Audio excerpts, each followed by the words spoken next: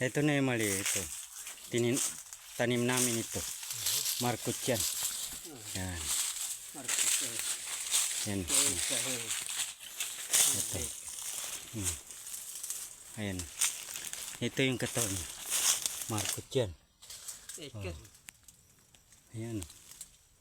Doon. Ito. Ano, okay? Yan yung markot namin. Ito yung bahay namin noon. Ito. Yan yung tinitira namin. Dito pa kami sa bundok. Bali, ito yung markot namin. Oh. Yan. Yan. Markot namin.